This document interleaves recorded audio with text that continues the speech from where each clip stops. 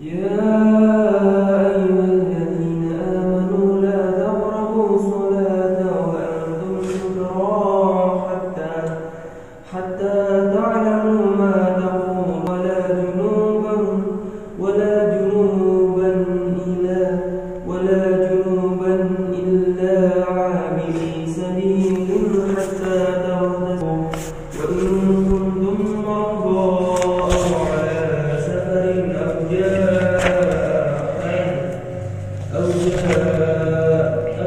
أحد منكم من الغائط أو لامستم النساء فجدوا ماء فتيمموا صعيدا طيبا فامسحوا بوجوهكم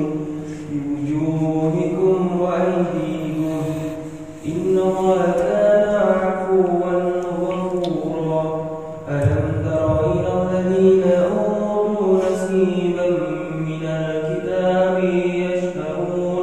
يشترون الضلالة وتريدون أن تضلوا السبيل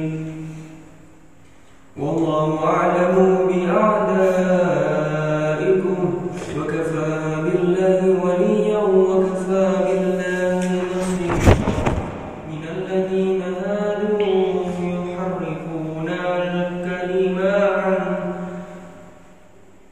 يحرفون الكلم عن مواضعه ويقولون سمعنا وعصينا واسمع غير مسمع وراعنا ليا بألسنتهم وطعنا في الدين ولو أنهم قالوا سمعنا وأطعنا وانظرنا لكان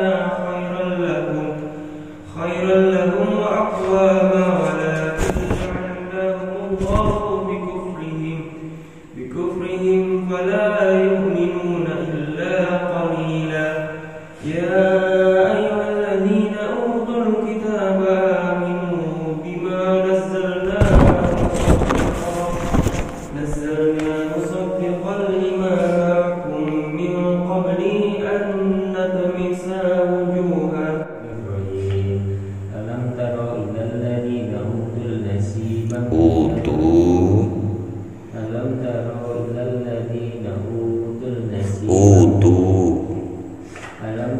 إلى الذين أوتوا نصيبا من الكتاب يؤمنون بالجبت والطاغوت ويقولون للذين كفروا هؤلاء أهدى من الذين آمنوا سبيلا. أولئك الذين لعنهم الله ومن يلعن الله فلن تجد له نصيرا. أم لهم نصيب من الملك فإذا لا يؤتون الناس نكيرا. أم يحسدون الناس على ما آتاهم الله من فضله فقد آتينا آل إبراهيم الكتاب والحكمة وآتيناهم ملكا عظيما. الرحمن الرحيم. ألم تر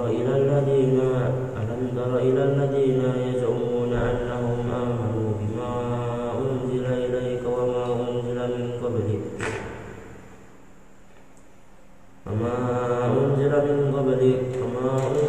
قبلك يريدون أن يتحاكموا إلى الطاغوت وقد أمروا أن يكفروا به ويريد الشيطان أن يضلهم ضلالا بعيدا.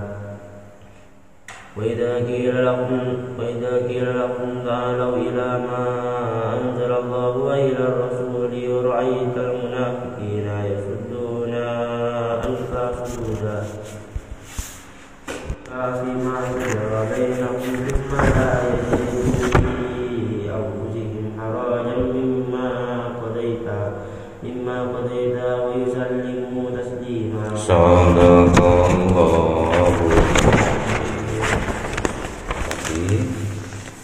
Waktu masalah itu berapa? Ayat 43. A'udzubillahi minasyaitonirrajim. Bismillahirrahmanirrahim. Ya ayyuhalladzina amanu la taqrabus salata wa antum sukara. Orang-orang yang beriman, la taqrabus salat, jangan engkau dekati salat, wa antum sukara, jikalau kamu itu dalam keadaan mabuk. Kalau mabuk jangan sholat. Hatta ta'lamu ma taquluna, sampai kalian paham apa yang saya katakan. Jadi kalau kita sholat, mau mengerjakan sholat, tidak boleh mabuk, tidak boleh mendem, ya. Ini ayat menceritakan belum ada perintah tentang haramnya homer, masih belum turun. Jadi dakwah itu step by step, langkah demi langkah. Jadi nggak harus langsung dipatahkan. Kebiasaannya orang langsung dicegah, lari semua orang, pelan-pelan. Kayak dakwahnya para wali songo, pelan. Jadi untuk menginsafkan orang tukang sabung ayam, didekati pelan-pelan, ikut nyambung juga. Itu masih zamannya para wali. Zamannya Gusmi juga seperti itu. Jadi untuk menginsafkan seorang pelacur, Gusmi itu datang ke tempat pelacuran, datang untuk menginsafkan orang mabuk-mabukan di terminal, didatangi sama Gusmi. Didatangi, diajak merokok, ngomong-ngomong, akhirnya nyambung. Akhirnya berhenti, enggak mabuk-mabukan. Seorang pelacur pun didoli banyak yang berhenti karena dapat barokahnya dari Gusmi. Semoga beliau ditempatkan di surganya Allah, ya. Dakwah yang beliau pilih itu luar biasa, mendatangi langsung tempat kemaksiatan. Kalau kita orang biasa mendatangi tempat maksiat, bisa katut, ya, bisa kecebur, ya. Saya siap kok, Pak. Iman saya kuat. Aminnya yang enggak kuat, ya. Iman saya kuat, Pak. Aminnya enggak kuat. Apalagi cantik-cantik. Jadi Gusmi datang ke sana itu bayar. Misalkan 1 jamnya itu 100.000, beliaunya bayar 100.000. Tapi di dalam beliau dakwah, ya. Banyak yang nangis, akhirnya keluar.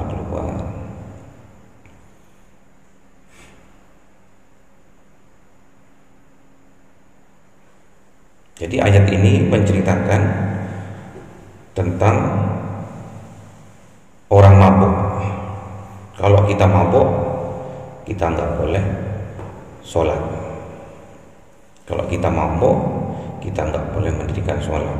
Karena orang mabuk nggak paham, udah pening, udah pusing, ngelantur. Zamannya Kanjeng Nabi dulu Ada sahabat namanya Abdurrahman bin Auf, masih ini nggak ada larangan, masih tentang khamr, jadi biasa mabok minum khamr itu biasa. Tatkala beliau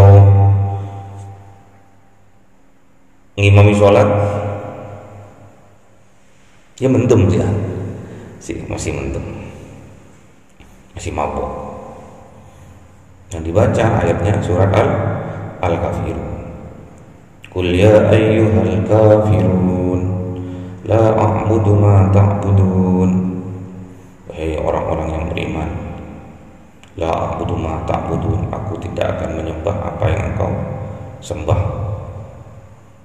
Tapi karena dia pusing, lagi tanya, nahnu a'budu ma ta'budun, dan sungguh-sungguh aku akan menyembah apa yang engkau sembah.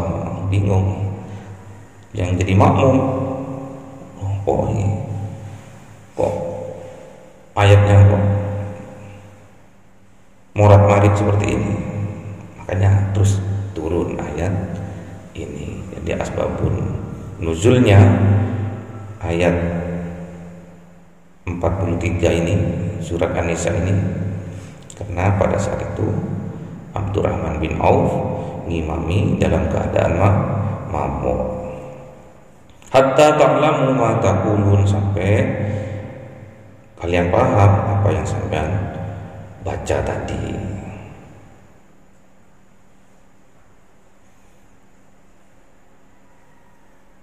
Wala junuban illa abiri sabili hatta taghtasilu. Juga kalau orang junub nggak boleh mondar-mandir di masjid sampai hatta taghtasilu, sampai dia mandi. Jadi kalau sampean junub mimpi basah, atau besok kalau sudah punya istri habis kelonan, nggak boleh lama-lama di masjid. Kalau sekedar berlalu nggak masalah, tapi kalau duduk cangkruan lupa mandi nggak boleh. Wa in kuntum marda aw ala safarin aw jaa ahadun minkum minal ghaiti aw lamastumun nisaa falam tajidu ma'an fatayammamu sa'idan thayyiban famsahu biwujuhikum wa aydikum innallaha kana afuwan ghafura. Ini menceritakan tentang tayamum kalau kita tidak mendapatkan air, misalnya ada safar, ada orang sakit, ada orang safar, atau ada orang datang tapi dia dalam keadaan menyentuh perempuan atau keadaan junub, falam tajidu ma'an, dan dia tidak menjumpai air, fatayammam, kalau nggak dapat air kita harus tayammum. Udah ya kemarin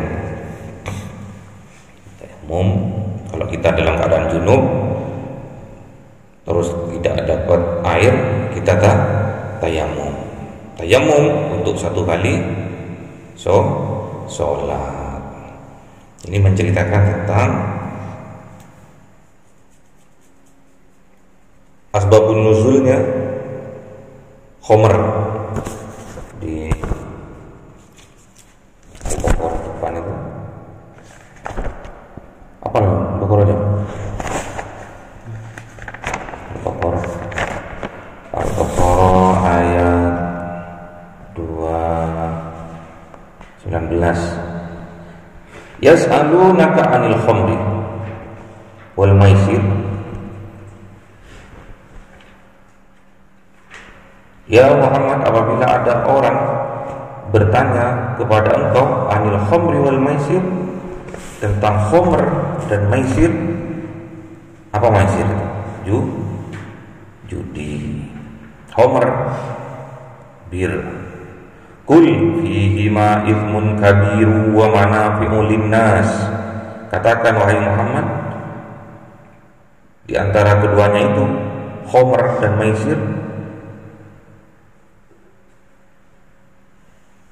arak atau bir dan perjudian, ismun kabirun, dosanya amatlah besar. Wa manafi'u linnas, walaupun juga ada manfaatnya bagi manusia.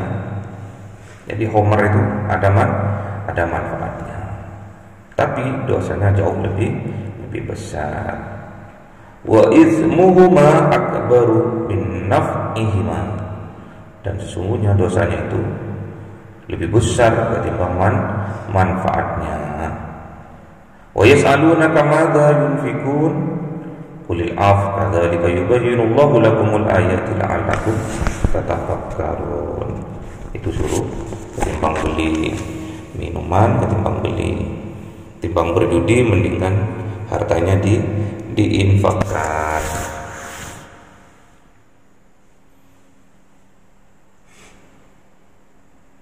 Jadi dulu cuma dikasih tahu sama Kanjeng Nabi bahwa homer itu dosanya lebih besar daripada manfaatnya. Terus habis itu turun, selang beberapa lama turun tentang larangan meminum homer. Itu ada di Al-Maidah 90.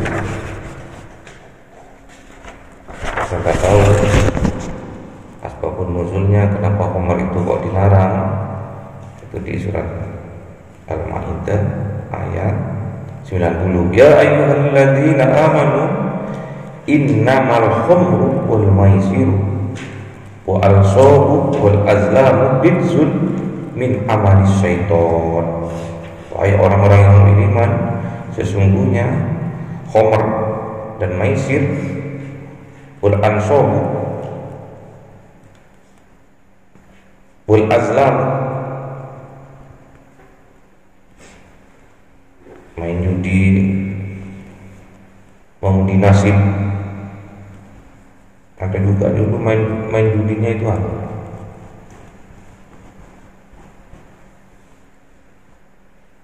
jadi anak-anaknya itu dijejer, sampai misalkan yang dibuat taruhan anaknya yang nomor 1,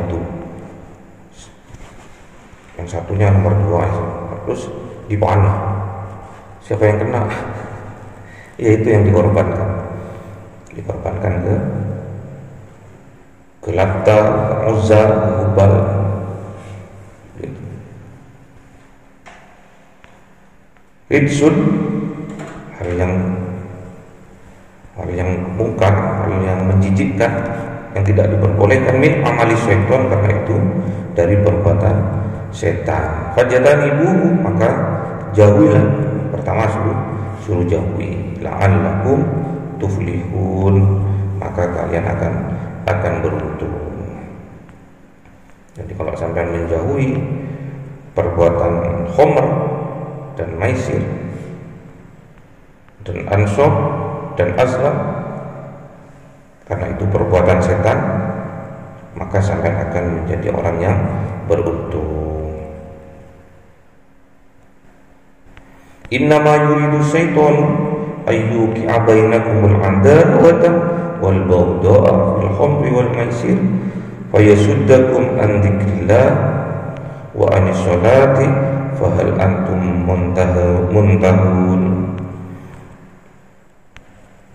Ini suruh berhenti. Kalau udah tahu kalau itu perbuatannya setan, fahal antum muntahun, maka kalian berhentilah dari meminum khamr dan main judi. Jadi apapun maksudnya jelas. Jadi kalau kita berdakwah mengajak orang untuk berbuat baik, itu step by step, pelan. Kita mau mengajak orang kafir, mau mengajak non muslim untuk masuk ke agama kita itu harus dakwahnya secara pelan-pelan. Gak boleh berusak-berusuk, kamu kafir, neraka kamu, gak boleh, malah dijauhi sampai nanti. Pelan, dengan akhlak yang mulia. Jadi mengajaknya itu dengan bilhal, Orang itu bisa melihat tingkah laku kita, dilihat. Kalau ada masalah bagaimana mengatasinya, itu dilihat. Habis itu mereka tertarik. Kalau sudah tertarik, ajak dengan lisan kita sambil kita doakan semoga dia mendapatkan petunjuk. Pada umumnya di sebuah lembaga pendidikan atau di sebuah pondok kiainya atau pengasuhnya itu dipercaya oleh orang luar dulu. Oleh orang luar, sekitarnya kurang mendukung biasanya. Pada umumnya seperti itu. Jadi yang ngaji itu dari luar kota atau luar daerah. Masyarakat sekitarnya kurang mendukung. Pada umumnya seperti itu. Namun kata sebagian ulama, memang itu jihad kita. Merasa berdosa seorang ulama atau seorang kiai apabila dia tidak bisa mengajak tetangganya, masyarakat sekitarnya untuk bersama-sama beribadah kepada Allah. Merasa berdosa itu. Karena yang ada di sekitarnya adalah para tetangga, masyarakat sekitar. Apabila kita terjadi apa-apa dengan kita atau sebaliknya terjadi di masyarakat, terjadi sesuatu hal, misalkan musibah atau apa, yang akan datang, yang akan membantu bukan orang jauh, tapi para tetangga. Yang ngasih support, yang ngasih masukan, yang ngasih kritikan itu bukan orang jauh, tapi orang dekat, tetangga, kanan kiri, depan belakang. Makanya kita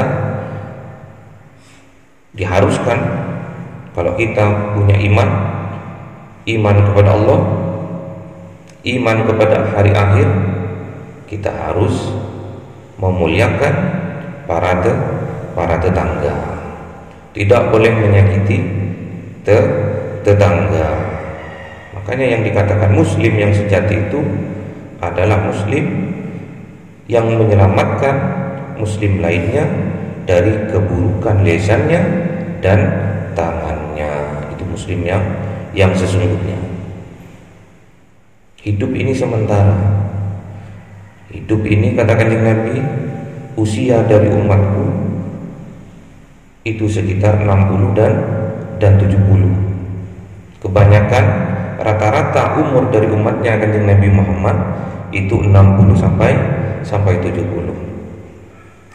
Singkat, sekarang moro-moro sudah umur 25, moro-moro besok 30, rapi 30, punya anak, moro-moro udah 55, tinggal berapa tahun lagi sudah meninggal. Singkat, jangan sampai umur kita yang singkat kita tukar dengan perbuatan kita yang jelek. Kita tukar umur kita, kesempatan kita untuk melakukan amal kebaikan, amal kebajikan dengan amal keburukan.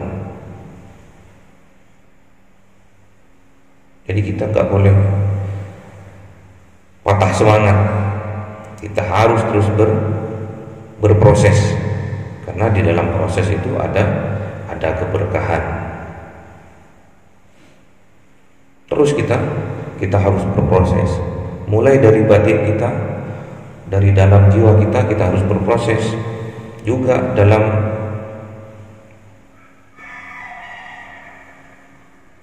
bekerja, dalam keseharian kita harus berproses, jangan tinggal diam.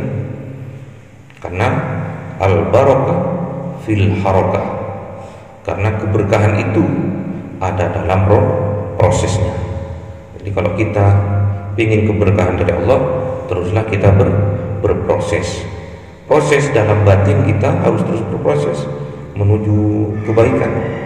Jangan biarkan kita itu, setan yang ada di dalam jiwa kita terus menggerogoti kita dengan sifat-sifat yang buruk. jelek, kemaksiatan. Jangan biarkan setan itu. Makanya kata Kanjeng Nabi tatkala ditanya sama sahabat, "Loh, ya Rasulullah, jenengan bilang bahwa ada perang lebih besar dari perang Badar. Ini perang apa ya Rasulullah?" Terus dijawab sama Kanjeng Nabi, "Jihadun nafsi." Jihad melawan hawa nafsu. Itu jihad yang terbesar. Jadi sampean harus jihad melawan sampean sendiri. Jiwa mungkarnya sampean sendiri sampean jihadi. Sampean harus berjihad untuk melawan hawa nafsu sampean sendiri.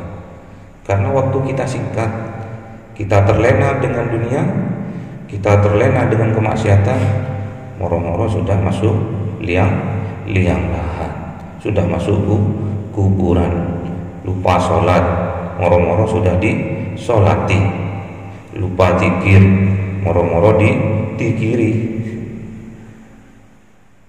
lupa zakat, lupa sedekah, moro-moro anaknya pensedekoi. Jadi jangan sampai kita diam, stagnan, jangan. Kalau kita sama, amal kita sama sekarang dengan kemarin, kita termasuk orang yang rugi. Kalau sampai kita amal kita yang sekarang lebih buruk dari yang kemarin, kita termasuk orang yang celaka, ya.